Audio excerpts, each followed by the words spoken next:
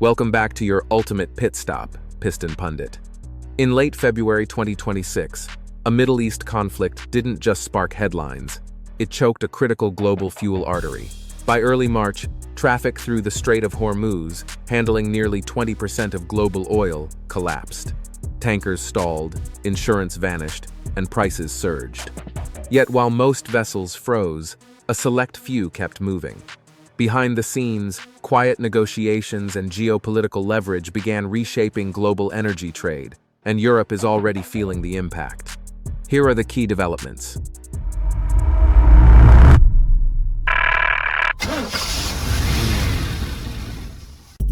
Global energy artery collapse. Shipping system grinds to halt. Open any vessel tracking system today and you won't see movement. You'll see gridlock. Hundreds of crude tankers, LNG carriers, and cargo ships are sitting idle near the Strait of Hormuz, particularly around Fujairah and Bandar Abbas. Instead of functioning like a smooth fuel delivery system, global shipping has stalled like an engine starved of lubrication. This isn't a minor slowdown. Normally, 20 to 24 crude tankers pass daily. At the peak of disruption, that number collapsed to just 3 or 4, an 80 to 90% drop. Even now, only a trickle moves through. And here's where it hits the auto industry. Tighter oil and LNG supply pushes up costs for steel, plastics, and battery materials, raising production costs for both ICE vehicles and EVs. This isn't a shutdown, it's controlled restriction, where access now depends on geopolitics. But this isn't just about stalled ships. What's emerging next is a complete rewrite of how global energy trade actually works. Controlled shipping lanes. Geopolitics rewrites global energy trade. What we're seeing isn't a blockade, it's filtration. Certain ships move, others don't. Vessels tied to the US, Israel, and Western allies are largely excluded, while those linked to China, Russia, India, and neutral nations still pass, often after signaling compliance. Some ships are even modifying identification signals, suggesting an unofficial clearance system is in play. Think of it like restricted fuel allocation. Some players get premium access, others face shortages and rising costs. Access is now negotiated. India has reportedly engaged Iran directly to secure safe passage, proving that shipping lanes are no longer governed purely by international law, but by leverage. And China holds strong leverage. As Iran's largest oil buyer, it converts economic ties into strategic advantage. That's why Chinese-linked vessels face fewer barriers. Meanwhile, Europe is squeezed. LNG cargoes are being rerouted to Asia, where buyers pay more and face fewer restrictions. The result? A fractured global energy market. But here's the real twist. If access is controlled, why can't military power simply force the system back to normal?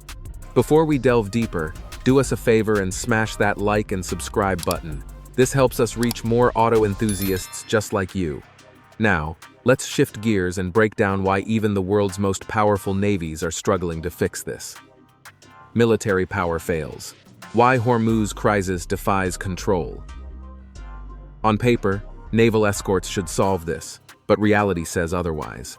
The Strait of Hormuz is narrow, heavily militarized, and sits right next to Iran's coastline.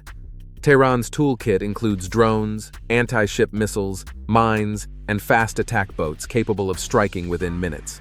Even advanced navies can't handle mines, missiles, and drone swarms all at once. It's like managing total engine failure under full load. But the real choke point is insurance. Without coverage, ships won't sail no matter how many warships are deployed.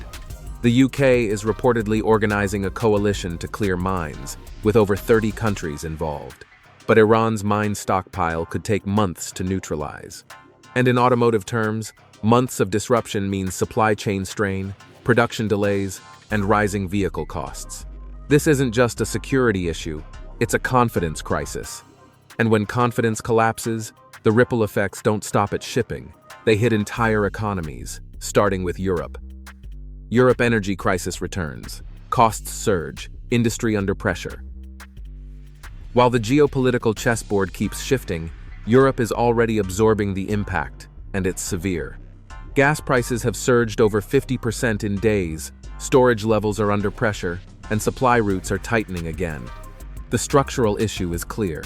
After 2022, Europe pivoted away from Russian pipeline gas toward LNG, but LNG operates like a global bidding war, and right now, Asia is winning. Cargoes once bound for Europe are being rerouted mid-journey. The Strait of Hormuz sits at the center of this disruption, especially for Qatari LNG flows. With Norway maxed out and US exports near capacity, alternatives are limited. For automakers, this hits hard. Higher energy costs inflate steel, aluminum, and battery production expenses, raising vehicle prices and squeezing margins. Europe's industrial edge is now under pressure in a fragmented energy market. But Europe's struggle highlights something bigger. While some regions are scrambling, others are actually gaining ground. China's energy advantage, securing supply while rivals struggle. At the heart of this crisis is a simple formula. Secure energy equals industrial strength. China, heavily reliant on imports, has spent years preparing for disruptions, stockpiling reserves, diversifying suppliers, and strengthening ties with key producers like Iran. That strategy is now paying dividends. While global shipping slows, Chinese-linked vessels continue to move, maintaining a steady flow of crude and LNG. Discounted Iranian oil further cushions costs, keeping energy inputs stable. And in automotive terms, that stability is everything. From EV battery production to internal combustion manufacturing, consistent energy supply keeps factories running efficiently. Meanwhile, competitors, especially in Europe, face rising input costs and supply uncertainty. That creates a widening competitive gap. This isn't just about oil flows anymore. It's about who can sustain production, control costs, and dominate the next generation of vehicles. And that leads us to the biggest takeaway from all of this. Final verdict: fragmented energy world will redefine automotive future. What we're witnessing isn't just a shipping disruption, it's a fundamental rewiring of the global energy system. The Strait of Hormuz is no longer just a transit route, it's become a geopolitical filter, where access depends on alignment, leverage, and long-term positioning. For Europe, this exposes a fragile, import-heavy model. For China, it validates years of strategic partnerships and supply security. But zoom into the automotive lens, and the implications become even sharper. Energy volatility doesn't stay in oil markets, it flows straight into factory floors. Steel, aluminum, semiconductors, battery cells, every critical component depends on stable, affordable energy. When that stability breaks, production costs rise, supply chains tighten, and vehicle prices follow. So here's the bigger shift. The race for automotive dominance is no longer just about engineering, it's about energy security. Will Europe regain control of its industrial competitiveness? Can China's strategy lock in long-term dominance in EV production? And are we heading toward a future where car prices are dictated by geopolitics? Drop your thoughts in the comments. We want to hear your take. And if you want to stay ahead of the latest vehicle updates, industry shifts, and global trends shaping the automotive world, make sure to subscribe and hit the notification bell so you don't miss what's coming next. Thanks for watching, and we'll see you in the next one. You can now check out any of the videos on the screen. There's plenty more to explore.